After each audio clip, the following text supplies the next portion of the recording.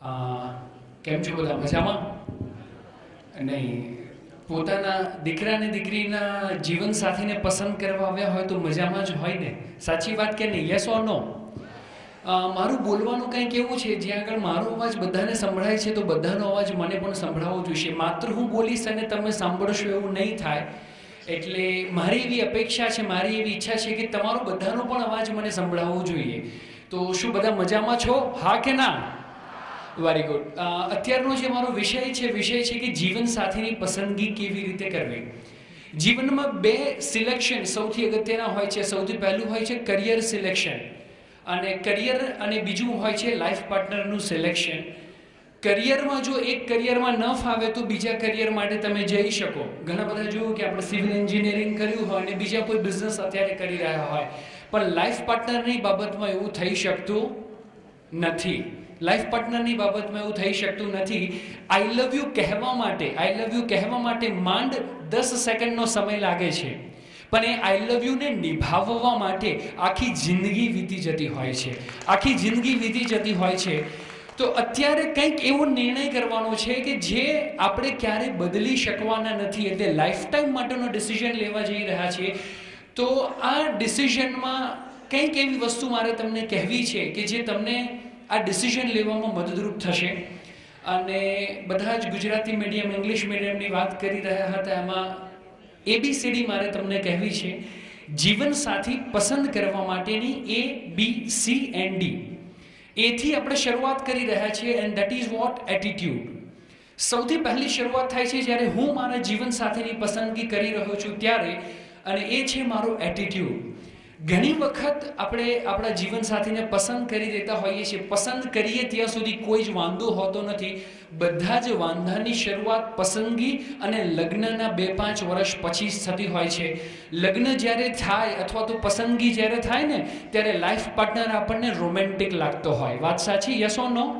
Life partner આપણને romantic લાગતો હોય, પણ લગ્ન થઈ જાય ને 2-4 વર્ષ થાય ને પછી લાઈફ પાર્ટનરનું રોમ એન્ટિક લાગતું હોય છે. તો આ બધી જ વસ્તુઓ છે. આપણે આપણા મમ્મી પપ્પાને પણ ઘણી બધી વખત એક વિચારોમાં મતભેદ થતા જોયા છે. બંનેની વચ્ચે નાના મોટા પ્રોબ્લેમ થતા જોયા છે. તો આપણે આપણા જીવનસાથીને કેવી રીતે પસંદ કરવો, એની અંદર સૌથી પહેલું પાસું આવે છે, અને એ છે એ મીન્સ વોટ એટીટ્યુડ. એટીટ્યુડ બે પ્રકારે હોઈ શકે. પહેલો એટીટ્યુડ છે ધેટ ઇઝ ફોર એગ્રીમેન્ટ, અને સેકન્ડ હોઈ શકે ધેટ ઇઝ ફોર આર્ગ્યુમેન્ટ. એટલે બધા જ આ ચારે પાસાને ધ્યાનથી યાદ રાખીશું. પહેલી વસ્તુ આવે છે એ છે એગ્રીમેન્ટ, બીજી વસ્તુ આવે છે એ છે આર્ગ્યુમેન્ટ. જ્યારે હું મારા જીવનસાથીની પસંદગી કરી રહ્યો છું ત્યારે મારો એક એટીટ્યુડ ધ્યાનથી મારે ડેવલપ કરવાની જરૂર છે, અને એ છે કે મારો જીવનસાથી મારા કરતાં ઘણો જ અલગ હશે. એનો જે એટીટ્યુડ છે, એનું જે બિહેવિયર છે, એનો મારે સ્વીકાર કરવો પડશે. જ્યાં સુધી આ વસ્તુ આપણી અંદર નહીં હોય ત્યાં સુધી આપણે શું કરીશું? બહારના દેખાવા માટે જઈશું. કોણ અહીંયા સારું બોલે છે, કોનું સારું પરફોર્મન્સ છે, એ જ વસ્તુઓને ધ્યાનમાં રાખી અને આપણે લાઈફ પાર્ટનરને સિલેક્ટ કરતા હોઈએ છીએ. પણ જિંદગીમાં એક વસ્તુ ધ્યાનમાં રાખજો, અહીંયા કદાચ સારું બોલે અથવા ખરાબ બોલે એ એટલું અગત્યનું નથી. અહીંયા તો સારું બધા બોલી શકે, પણ જ્યારે બંને એકલા હોય અને સારું બોલી શકે એવો જીવનસાથી પસંદ કરવાનો છે. અને એના માટે પહેલી વસ્તુ જોઈશે એ શું છે? મને બધા જ લોકોનો અવાજ જોઈશે. સૌથી પહેલી વસ્તુ કઈ જોઈશે? એટીટ્યુડ જોઈશે. એટીટ્યુડ હોઈ શકે એગ્રીમેન્ટનો અને આર્ગ્યુમેન્ટનો. મારા જીવનસાથી સાથે એના મમ્મી, એના પપ્પા બધા જ જોડાયેલા છે. અત્યાર સુધીનું તમારું જે ઘર હતું, મમ્મી પપ્પાનો જે સ્વભાવ હતો, એના કરતાં બધાનો સ્વભાવ અલગ થવા જવાનો છે. અને જો એ વસ્તુને આપણે સ્વીકાર કરી શકતા હોઈએ ને તો જ જીવન જીવવાની મજા આવશે. તમે જે નવા જીવનની શરૂઆત કરવા જઈ રહ્યા છો એમાં ખરેખર તમે આનંદથી રહી શકશો. એક ઉદાહરણ આપવા માંગુ છું. ઘણી વખત આપણે હોબી પૂછતા હોઈએ છીએ કે તારી હોબી શું, તારી હોબી શું, અને બે હોબી મળતી હોય ને આપણે જીવનસાથીની પસંદગી કરી દેતા હોઈએ છીએ. પણ એક સિમ્પલ વસ્તુ તમને કહેવા માંગુ છું. તમને ભાવતી વાનગી કઈ? જસ્ટ એનો એક સમય માટે વિચાર કરો. દાખલા તરીકે તમને રસગુલ્લા ભાવે છે, ગુલાબજાંબુ ભાવે છે, અથવા તીખી વસ્તુ ભાવે છે.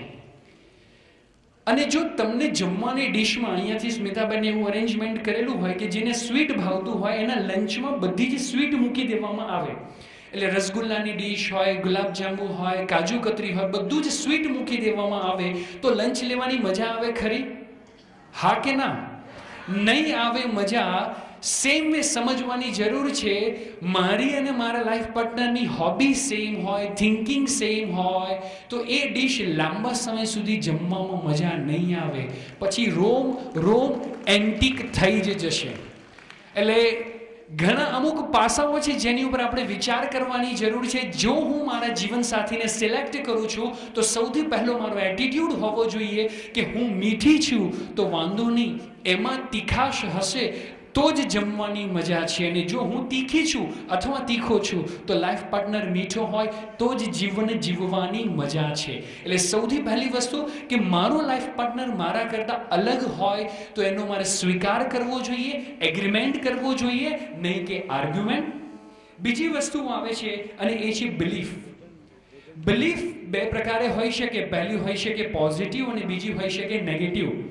આપણા સમાજમાં એવું જોવામાં આવેલું હોય છે કે જ્યારે દીકરી અથવા દીકરો લગ્નની ઉંમરના થાય ત્યારે એમને સલાહ આપવામાં આવતી હોય છે, મમ્મી પપ્પા તરફથી, વડીલો તરફથી, અને મોટે ભાગે જોવામાં આવે ને તો સલાહમાં શું હોય ખબર છે? જોજે હો તારા પતિનું પહેલેથી માનતી નહીં, નહીંતર આખી જિંદગી દબાવવાનું રહેશે. છોકરાને પણ આવી જ સલાહ આપવામાં આવતી હોય છે, છોકરીને સમજાવવામાં આવતું હોય છે કે જોજે તારી સાસુનું કંઈ બહુ વધારે પડતું સાંભળતી નહીં. આવી રીતે ઘણી બધી વસ્તુઓ આપણે સાંભળેલી હોય છે અને એને આધારે આપણી બિલીફ બની ગઈ હોય છે કે સાસુ એટલે આવા. અને એમાં ઘણું મોટું યોગદાન આપણી સિરિયલોનું પણ હોય છે.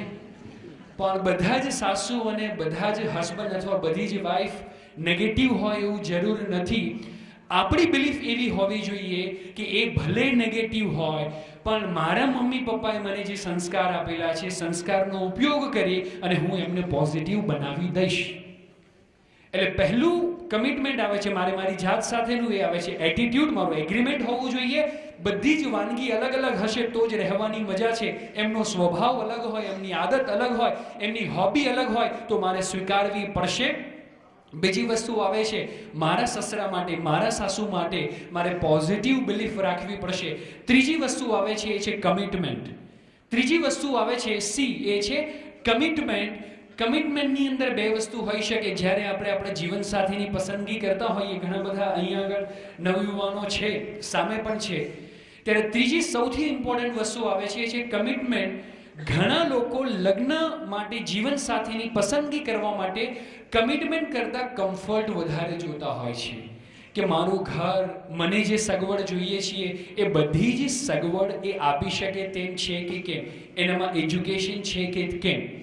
પણ એક સિમ્પલ વસ્તુ કહેવા માંગુ છું, જ્યારે હું મારા જીવનસાથીને પસંદ કરું છું ત્યારે બે પ્રકારનો એટીટ્યુડ હોઈ શકે. એક એટીટ્યુડ હોઈ શકે પૂર્વનો, એટલે કે આપણા દેશનો, આપણી સંસ્કૃતિનો, કે જ્યાં આગળ છે કે એક વખત હું મારા જીવનસાથીને પસંદ કરું છું પછી મોડેલ બદલતા નથી. અને એક સંસ્કૃતિ આવે છે ક્યાંની? પશ્ચિમની, કે જ્યાં આગળ કમ્ફર્ટને જોવામાં આવે છે, જ્યાં આગળ મારું ને એનું બને ત્યાં સુધી ઠીક, ના બને તો પછી પાછું મેરેજ બ્યુરોમાં ફરીથી નામ નોંધાવાનું. તો પહેલી વસ્તુ આવે છે એટીટ્યુડ, બીજી વસ્તુ આવે છે બિલીફ. બિલીફ મારે મારા થનારા ફેમિલી માટે પોઝિટિવ રાખવાની છે. ત્રીજી વસ્તુ આવે છે કમિટમેન્ટ. મારું જે કમિટમેન્ટ છે એ મારા લાઈફ પાર્ટનર માટે હોવું ખૂબ જ જરૂરી છે. હમણાં જ સ્મિતાબેન સાથે બેઠો હતો ત્યારે એમને એક વાત કરી હતી કે સુરતથી એક ફેમિલી નડિયાદ જોવા માટે જઈ રહ્યું હતું. છોકરીવાળા હતા અને છોકરાના ઘરે જોવા માટે જવાનું હતું અને ફોન કર્યો તો એમને ખ્યાલ આવ્યો કે છોકરાવાળાના ઘરે તો બધા સવારે 6 વાગ્યામાં ઉઠી જાય છે અને 6:30 થી તો દિનચર્યાની શરૂઆત થઈ જાય છે. અને છોકરાવાળાઓ જોવા જ ન ગયા, છોકરીવાળાઓ જોવા જ ન ગયા. સ્મિતાબેનને જ્યારે બીજે ત્રીજે દિવસે વાતચીત થઈ ત્યારે એમને કહ્યું કે અમે તો જોવા જ નહોતા ગયા. કેમ? તો કે અમારી દીકરી તો 8 વાગ્યા પહેલાં ઉઠતી જ નથી. અમારી દીકરી તો 8 વાગ્યા પહેલાં ઉઠતી જ નથી. ત્યાં 6 વાગે ચાલુ થઈ જાય છે એમની દિનચર્યા. તો રોજની તકલીફ એના કરતાં તો અત્યારથી જ જોઈએ નહીં એ વધારે સારું. આ રિલેશનશિપમાં માતા પિતા પોતાની દીકરી માટે શું જોઈ રહ્યા છે? કમિટમેન્ટ અથવા કમ્ફર્ટ? એક વસ્તુ પૂછું, એક માતા પિતા તરીકે દીકરીની જોઈતી બધી જ વસ્તુ શું આપણે આપી શક્યા છીએ ખરા? હા કે ના? એની જ્યારે કોઈ ભૂલ હોય, એની જ્યારે કંઈક ખામી રહી જતી હોય, ત્યારે એને સુધારવા માટે આપણે પણ એનો કાન પકડવો પડે કે નહીં? યસ ઓર નો? તો આ રિલેશનશિપ જ્યારે આપણે બાંધવા જઈ રહ્યા છીએ ત્યારે મારે એક વસ્તુને જોવાની છે કે મારું કમિટમેન્ટ મારા લાઈફ પાર્ટનર માટે છે કે કેમ. અને એનું હું તમને શ્રેષ્ઠ એક્ઝામ્પલ આપીશ મારા જ પર્ટિક્યુલરલી લાઈફ પરથી. અને મારા લગ્ન 19મી જાન્યુઆરીએ છે અને મેઘા તરીકે મારા જીવનસાથી છે. આ મારો પોતાનો અનુભવ છે.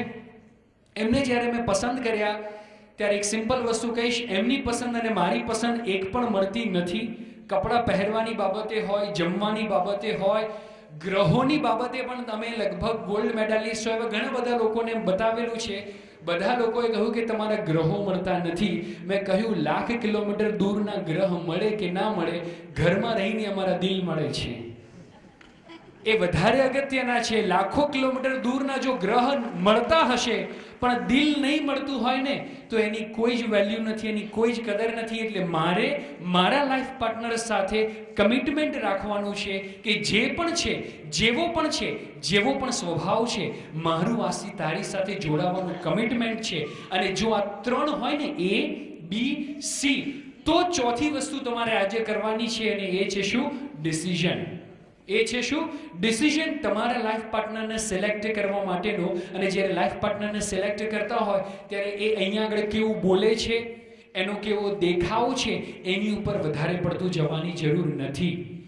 એની ઉપર વધારે પડતું જવાની જરૂર નથી. એને એકાંતમાં મળો, એના બધા જ વિચારોને જાણો. કદાચ એવું બની શકે કોઈ પહેલી વખત સ્ટેજ ઉપર આવતું હોય ને સારું ન પણ બોલી શકે, પણ એ માણસ દિલનો સારો હોઈ શકે.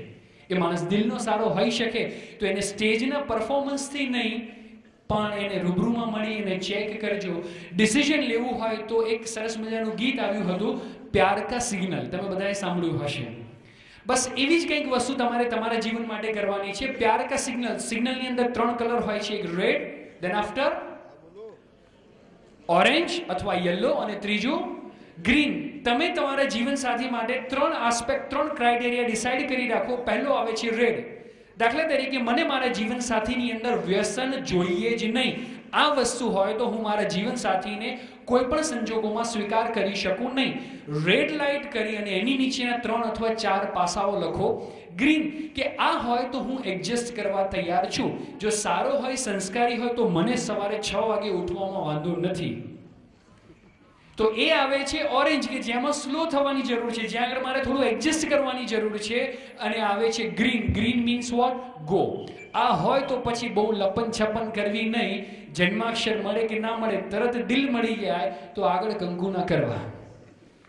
તો આ 3 રીતે તમે તમારી જે પસંદ છે, નાપસંદ છે, એને જસ્ટ તમે આ રીતે કેટેગરીમાં તમે ડિવાઈડ કરો અને પછી તમે તમારા જીવનસાથીની પસંદગી કરો તો ખરેખર ઘણું સારું રહેશે. ખરેખર ઘણું સારું રહેશે.